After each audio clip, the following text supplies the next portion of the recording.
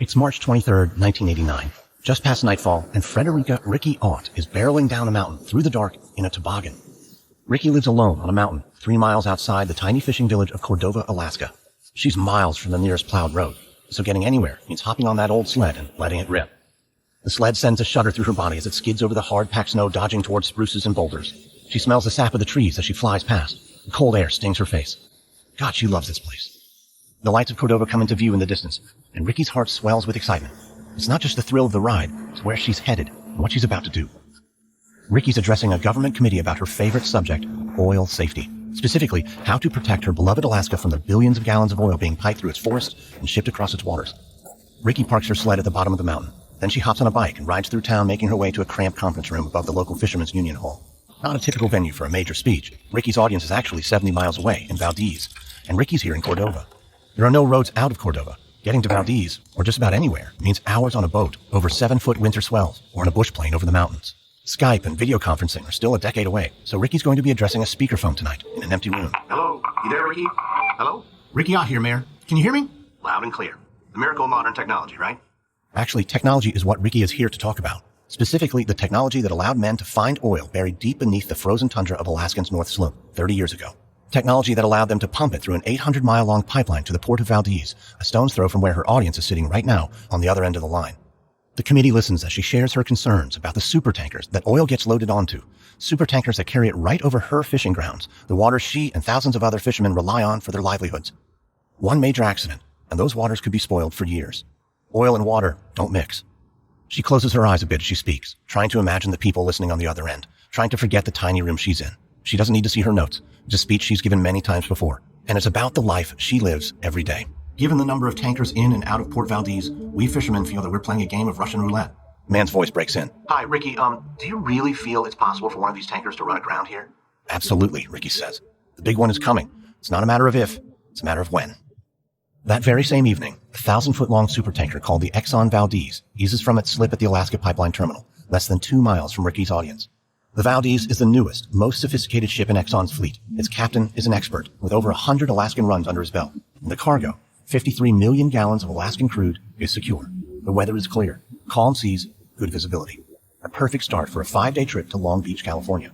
But the ship will never make it there. For all the money, time, and expertise put into a feat of engineering like the Exxon Valdez, no one ever accounted for a lone underwater spire of rock, jutting up just below the surface, 25 miles ahead. Thousands of years old, waiting, invisible in the dark Alaskan night. Tomorrow, America will wake up to the worst man-made ecological catastrophe in the country's history.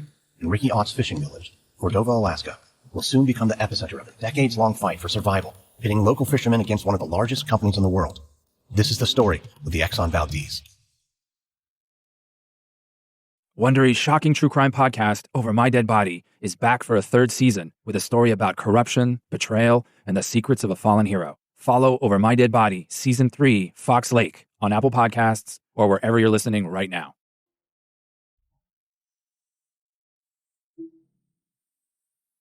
From Wondery, I'm Lindsey Graham, and this is American Scandal.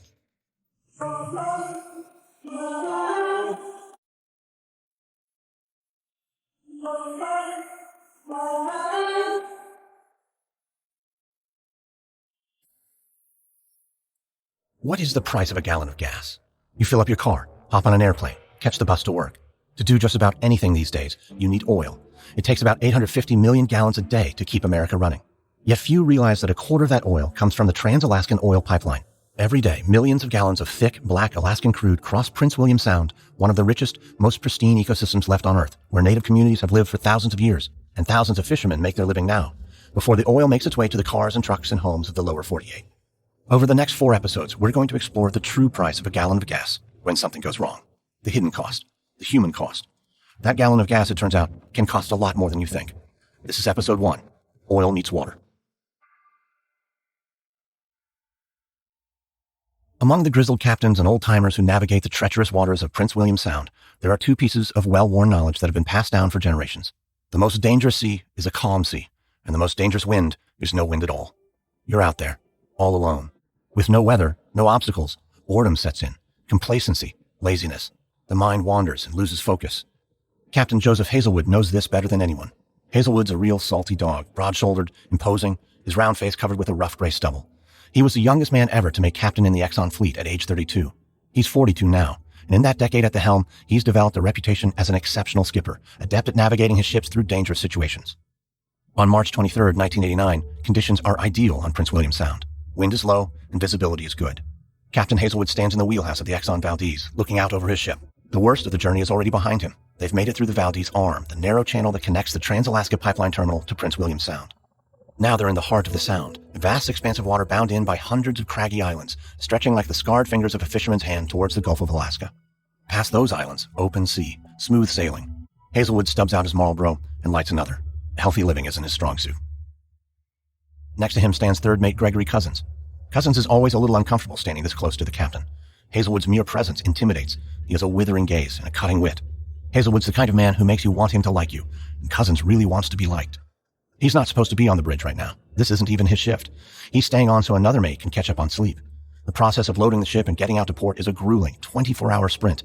The Valdez has only 19 crew members, all of them going flat out to load 53 million gallons of oil into 7-story high tanks. 19 crew members to man a vessel 3 football fields long. So all hands on deck, as they say. Now, close to midnight, Cousins is running on fumes. By all accounts, Gregory Cousins is an exemplary third mate. He's climbing that ladder to captain. The only knock on his performance reviews is he's sometimes slow to report challenges and problems to his superiors. He's too eager to please. At 11:54 p.m., Hazelwood turns to Cousins. When we pull even with Busby Island, I want a 10-degree turn to the right. I'm going to go down to my quarters and deal with some paperwork. You think you can handle a turn? Yes, sir. Hazelwood senses hesitation. Do you feel comfortable making that turn? Yes, Captain. No problem, Captain. Hazelwood disappears below deck, leaving Cousins alone on the bridge. The truth is, Cousins has never piloted a ship in these waters before. He's not even licensed to navigate Prince William Sound. But it's just one 10-degree turn. The lookout pokes her head into the wheelhouse. You've got a red on your right. Cousins has got Bly Reef on the wrong side of the ship. Should be on the left. Thank you. No problem. 10 degrees right. 10 right. Cousins breathes a sigh of relief. Done. That's it. Home free. He turns his back to the wheel and then calls down to the captain's stateroom. Captain, I have ordered the turn. Good. How's she looking? I think we're going to catch a bit of ice up ahead. Does it look to be a problem? No problem at all. Good work. I'll be up in a minute. Cousins hangs up the phone and turns back to the wheel. The reading should be at 10 degrees by now, but it hasn't changed. It's unclear why, but the ship is still chugging dead ahead towards the reef. The lookout bursts into the wheelhouse. Red on your right. Cousins stays calm. The captain's stateroom is only paces away. One phone call and he'll be back on the bridge in 15 seconds. But Cousins doesn't need the captain. He's got this. He orders a harder turn. 20 degrees right. 20 right. But it's not going to be enough. The ship weighs 250,000 tons. It can take minutes to respond to the turning of the wheel. Cousins' cool veneer starts to crack. Hard right. But the ship's heading still isn't changing. Frantically, Cousin double-checks his charts, then finally grabs the phone. Captain? Go ahead. Captain, I think we're in serious trouble. 15 minutes before the crash, Bruce Blandford is arriving for the graveyard shift at the Coast Guard Vessel Traffic Service in Valdez. Blandford is a radar operator at the station that monitors tanker traffic through Prince William Sound. The building is practically empty. It's looking like another quiet night on the job. Only one ship out there tonight, the Exxon Valdez. Blandford checks into the radar room, a cramped space, barely large enough to hold the jumble of maps and computer monitors used to track ships in the Sound.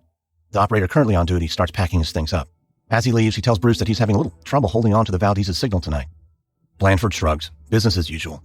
At least ever since the Coast Guard downgraded to a cheaper radar system. They also got rid of half of the vessel tracking staff, so tonight it's just Bruce and the guys at the weather service down the hall.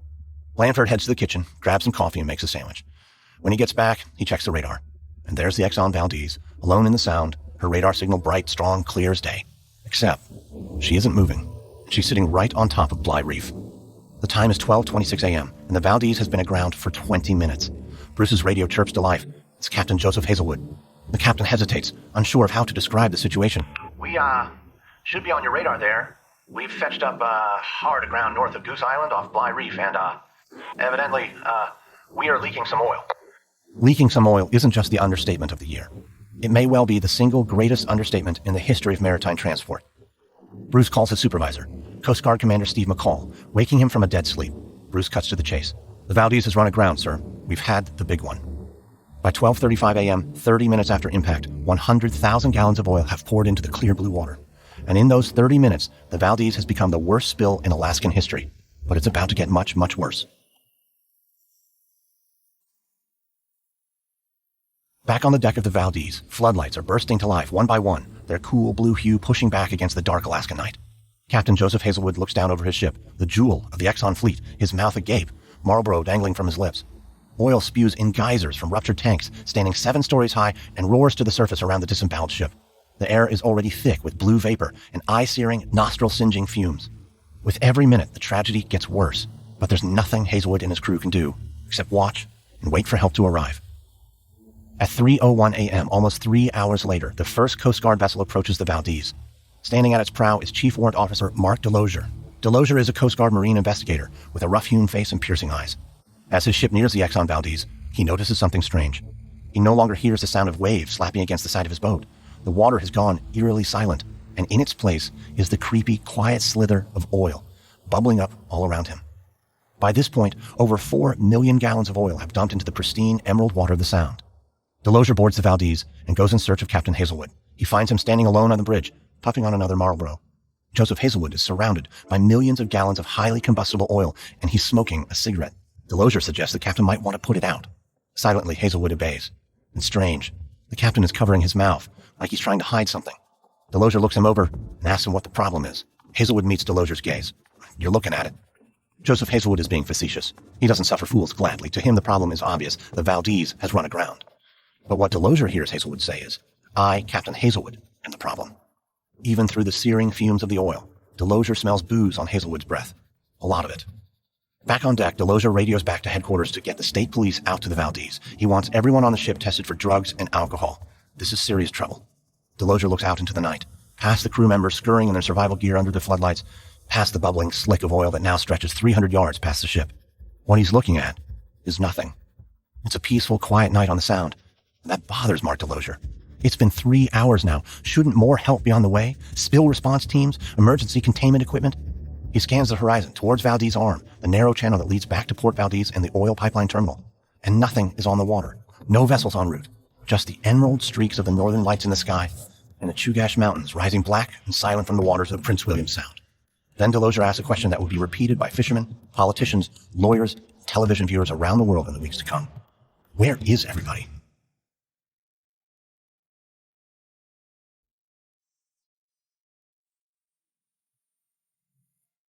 Back in the town of Valdez, Chuck O'Donnell is sound asleep when a phone call jars him awake. Chuck is the superintendent of the Alyeska Pipeline Service Company, a consortium created by BP, Exxon, and several other big oil companies to maintain their pipeline in Alaska. Chuck's job is to oversee the response to all oil spills in Prince William Sound. That response is codified in excruciating detail in the state-approved 1977 Contingency Plan, the CP, as most Alaskans call it. The CP runs almost 1,000 pages, offering a minute-by-minute, item-by-item plan to provide the world's most sophisticated, effective response to an oil spill in Alaskan waters. Step 1 is to notify the superintendent of Alyeska, notify Chuck. But Chuck is exhausted. He only got to sleep 15 minutes before he picked up the phone. He was out late last night at Alyeska's big oil safety banquet, a party to commemorate the 1 billionth barrel of oil to pass safely through the Trans-Alaska Pipeline. The banquet was held just across from the port where Captain Hazelwood was weighing anchor and sounding the ship's horn for departure, and a half-mile from where Ricky Ott was predicting imminent disaster via speakerphone. But the Alyeska employees at the party weren't thinking about disaster. They were celebrating a job well done, dancing, drinking. A bit too much, perhaps. Chuck passes word of a possible oil leak onto his deputy, Larry Shear. Then Chuck rolls over and goes back to sleep. And with that, the vaunted Alyeska Contingency Plan, the CP, is set in motion. Not with a bang, but with a whimper. The CP dictates that Alyeska call in its crack emergency cleanup crew, a team of 8 highly trained oil spill experts on duty 24 hours a day, 7 days a week, who are to be outfitted with perfectly maintained, state-of-the-art equipment.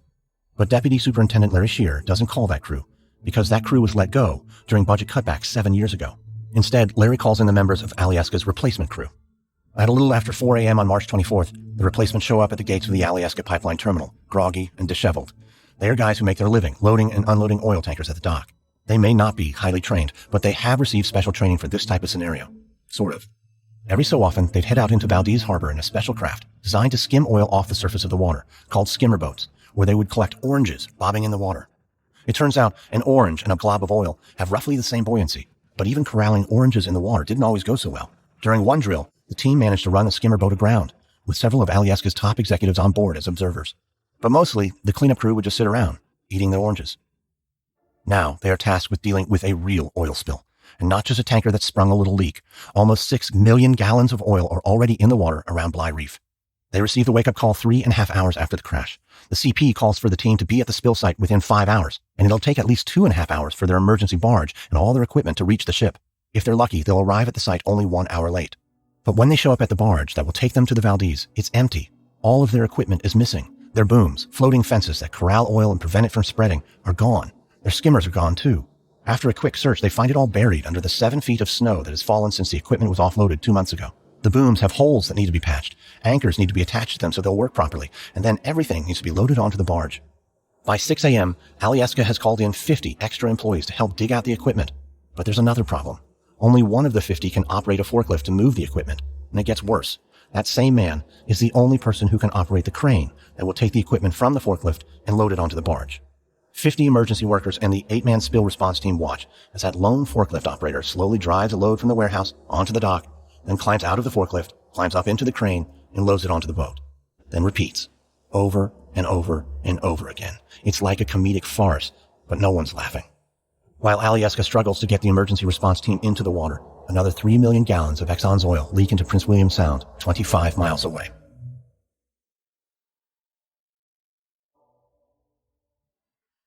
At 8 a.m. on Friday, March 24th, almost 8 hours after the spill, Ricky Ott hurries along the docks of Cordova Harbor. Outwardly, it appears to be a day like any other. The air is crisp and cold, and the sky is clear. Otters play in the water. Gulls fight over scraps left over from yesterday's catch. But this morning, as she passes the same familiar sight she's seen every morning for years, Ricky knows none of this will ever be the same again. Ricky was startled awake less than an hour ago by someone pounding on the door of her cabin high above town. Fisherman Jack Lamb, out of breath from the 3-mile climb, told her the news. The big one has happened. Now she's struggling to keep up with Jack as he barrels across the docks towards the Cordova Fishermen's Union Hall. He doesn't speak. His face is twisted into a grimace. His fists are clenched tight. Ricky's never seen Jack like this before. A life of hard work and hard weather has made Jack Lamb tough. He almost drowned as a boy, but became a fisherman anyway. As a teen, a shooting accident put a bullet in his right leg, and it took him 36 hours to get to the nearest hospital. By then, blood poisoning had already set in. He lost the leg from the knee down. Now he skippers his own 66-foot boat, the Poncho. He's well known in town for freaking out rookie captains by swinging his prosthetic leg over the side of the ship and using it as a fender as he pulls up to dock. There's not much that scares Jack Lamb, but today he's terrified. Jack is a leader here. He's the president of the Cordova Fishermen's Union, and he feels responsible for the people of this town like they are his family. And if half of what he's hearing about this spill is true, their entire way of life is in grave danger. People are just waking up to the news that there's been a spill. They don't know how big or what happened, but they're scared and full of questions. Ricky wants to get them answers. At the union office, the phones are ringing off the hook. Jack swipes one off its cradle. Jack here. Bill, slow down. We don't know what happened. Not exactly. I'm here with Ricky now. We'll let everyone know what's going on as soon as we can, all right? Okay. Jack, I'm going to see if I can't get a bush pilot to take me up to look at the spill, all right? There's going to be a lot of rumor, a lot of speculation. We need to know what's actually happening. Yeah, that's a good idea. I'll track down Steiner. If anyone knows what's up, it's him. Ricky hurries to the door. I'll call in as soon as we land. The door slams behind her, but then it opens again. She pokes her head back in. Steiner's right outside. Rick Steiner, a fisherman, 6'4", ducks a bit as he comes in through the door of the union office. Anything new, Jack? I was just on my way to ask you the same thing. Steiner shakes his head. I'm hearing there's nobody out there. Nobody. Clean it up. Jack leaves through the office copy of the Alyeska contingency plan. It says here that Alyeska can contain any spill within 50 miles in 12 hours. The Exxon Valdez is only half that far. I'm sure they're on it. They've got to be. Steiner sounds like a man trying to convince himself. If nobody cleans this up, man, we're done for. There are 10 million herring on their way into the sound right now. They're going to be spawning soon. Yeah. Salmon are about to run too. There are 100 million salmon fry hatching, at least. And the birds migrating soon. Steiner says what they are both thinking. This is the absolute worst possible time of the year for a spill.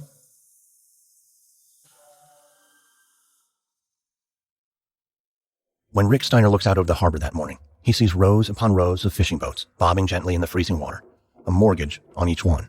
Expensive equipment, expensive permits. Every fisherman on the Sound has to scrape and save just to put together enough for a down payment on what they have.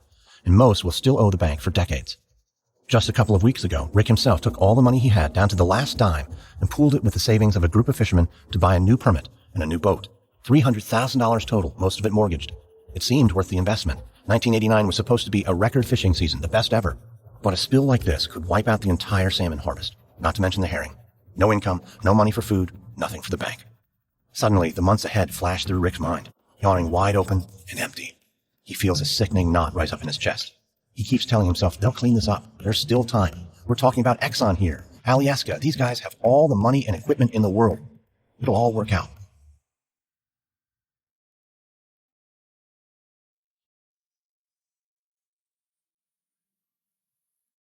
By 9 a.m., 9 hours since the Exxon Valdez crashed into the reef, Ricky Ott has made it out to the spill site by air. She looks down at the tankers from a bush pilot's turboprop and gasps. It's worse than anyone could possibly imagine. The ship sits in the icy water like a rust-red wound, bleeding black blood, a horrible blot of oil spreading out like a tentacled monster. The icebergs around it are stained black. Sea lions thrash inside the slick, trying to pull themselves up onto buoys to get out of the oil. A few lumps float on the smooth surface of the oil. Sea otters, dead, the first group of many. And no signs of any cleanup activity in sight, just the Valdez and the sick blackness spreading around it. The air above the tanker itself is blue with oil vapors, a cloud of carcinogens so thick that pain shoots up Ricky's spine into her head, followed by an overwhelming wave of nausea. The plane engines begin to sputter in the dense fumes as the pilot banks hard to turn around in search of clean air. Tears stream down Ricky's face as she watches the impaled tanker shrink into the distance again. Where is everybody? Why isn't anyone down there? Where are the skimmers? Where are the booms? Why isn't anyone helping? Ricky's plane lands to refuel at the Valdez airport, a single runway airstrip that rarely sees more than 6 or 7 flights a day. Now, it's buzzing with new arrivals. Ricky wonders, who are all these people? She makes her way through the crowd to the terminal's only bank of payphones and calls Jack Lamb back at the union office in Cordova. It's bad, Jack. It's real bad. There's no one out there. She says there's no one out there. What else do you see? Jack, once the wind gets that oil, it's going to be everywhere. All over our fishing grounds. Oh, God. And it's not just this season, Jack. It'll be for years and years. What are we going to do? There's silence on the other line. There are no words for the bleak future that lies ahead. Jack, okay, we're fueling up to come back to Cordova. I'll be there in about half an hour, okay? Well, Ricky, let's hold off on that for a sec. Exxon's having their first press conference later today in Valdez, 5 miles from where you are now. Maybe you could stay there, be our eyes and ears. We'll all be listening on the radio at the Union Hall, but it would be great to have someone in the room. Ricky hesitates. I don't know, Jack. I mean, it's bad out there. I don't know what I can do. It's just going to get worse. I feel like I need to come back and help somehow. Ricky, listen. We're fishermen, and that's it. But you're different. Nobody knows this stuff better than you do. We need you, Ricky. We need your help. Ricky hangs up the phone, dazed and unsure. Ricky is different from many of her fellow fishermen. She had a career before she came to Cordova, a career she could go back to. She wanders back outside, takes a deep breath. She watches the planes landing, taking off, helicopters buzzing overhead. She could sell her permit. She could sell her boat. She could cut her losses right now, get on one of those planes, and go back to her old life in the lower 48, where she was known as Dr. Frederica Ott, Ph.D., scientist. But then she thinks about her life here in the wild, the thrill of untangling thrashing silver salmon from a freezing cold net, the summer nights out on the Sound, listening to the loons from the deck of her boat, the ambergris, and the camaraderie, the community of fishermen, the intense bond that forms between peers on treacherous waters, between people counting on you to come to their aid, to save their lives, and counting on them to save yours. Jack Lamb is right. She has the expertise to make a difference here. Her Ph.D. is in marine pollution. Her master's degree is in oil pollution. Every choice, every decision she's ever made has brought her to this moment, brought her thousands of miles from where she was born to Alaska, and just a few miles from the epicenter of one of the worst ecological disasters in U.S. history. So when a reporter approaches her on the tarmac, notebook in hand, asking if she can help him understand what's really going on out there, she doesn't hesitate. Yes, I'm Dr. Ott, she says, and I can help. At 6 p.m., Ricky sits in a drab ballroom at the Valdez Civic Center. Exxon's first post-spill press conference is about to begin. Reporters are squished into rows of banquet chairs facing a folding table packed with microphones at the front of the room. Today is Good Friday, and organ music wafts in from the service taking place in the ballroom next door. Ricky surveys the crowd from her seat in the last row. Very few locals. She's frustrated. If they'd held this event in Cordova, the place would be packed with fishermen ready to give these oilmen what for. Ricky watches as a parade of men in suits and starched shirts take their seats at the table. Men she's never seen before, except for one. Exxon's in-house scientist, Dr. Alan Mackey. He has thick, square-rimmed glasses and a perfectly trimmed beard on a pale, round face. His aw-shucks persona borders on sanctimonious, as if he were daring people not to trust him. Ricky Ott trusts him about as far as she can throw him. From his seat at the table, Dr. Mackey leans into his microphone. Dispersants. That's the answer. Dispersants are the cure for what is happening on Prince William Sound. You spray them onto the oil from planes flying low, and they literally make the oil disappear. Ricky's mouth drops open. Is he serious? She knows a lot about dispersants. Sure, they'll make the oil disappear on the surface. Dispersants cause the oil to break into tiny droplets and sink out of sight, where it will poison the marine life below.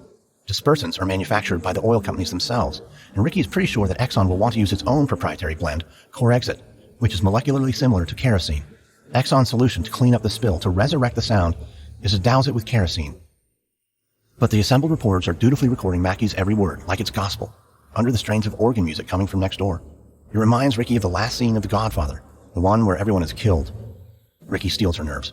It's time to stand up for her town, for the waters they all fish, and for their way of life. She shouts out from the back of the room, Dr. Mackey, my name is Ricky Ott. I have a master's and a doctorate in marine pollution. I am a fisherman from Cordova. Heads turn, chairs creak as journalists crane their necks to see who is interrupting the press conference. Dr. Mackey, you and I were both at the International Oil Spill Conference in Texas last month, where the use of dispersants was widely debated by experts. Dispersants are toxic to fish. Fishermen are concerned they'll harm the herring that are spawning in the water right now. Back in Cordova, a cheer erupts at the Union Hall, where a crowd has gathered to listen on a transistor radio. And when the press conference ends, a throng of reporters crowd around Ricky for interviews. The stories they file later that night will focus on the danger dispersants pose to Prince William Sound. They will quote Dr. Ott. Ricky has ambushed Exxon in front of the national press, but she knows this is only the beginning of the fight. Exxon is the largest energy company in America. They have tens of thousands of employees, armies of lawyers, lobbyists, PR spin doctors, and billions of dollars to spend. Ricky knows they will bring all of those resources to bear on this tiny corner of Alaska to make sure that what happened last night doesn't affect the company's bottom line. And they won't let some small-town fishermen get in their way. The Battle of Alaska has begun. Next on American Scandal, Exxon scrambles to put an 11 million gallon genie back in the bottle, and Ricky Ott finds that the glare of the national media spotlight makes it hard to tell friend from foe. I hope you enjoyed this episode of American Scandal. If you did, subscribe now on Apple Podcasts, Spotify, Google Podcasts, Wondery.com, or wherever you're listening to this right now. If you're listening on a smartphone, tap or swipe over the cover art of this podcast. You'll find the episode notes, including some details you may have missed. By supporting our sponsors, you help us offer this show to you for free. And if you do like the show, one of the best ways you can show your appreciation is to give us a 5-star rating and leave a review. I always love to know your thoughts, and detailed reviews are one of the best ways for others to find the show. We use many sources when researching for our show, but we highly recommend the book Not One Drop by Ricky Ott. Just a quick note about our reenactments. In most cases, we can't know exactly what was said, but everything in our show is based on historical research. American Scandal is hosted, edited, sound designed, and executive produced by me, Lindsey Graham, for Airship. Additional production assistance by Derek Barrett. This episode is written by Benjamin Gray. Editing by Andrew Stelzer. Executive producers are Stephanie Jens, Marshall Louis, and Hernan Lopez for Wondery.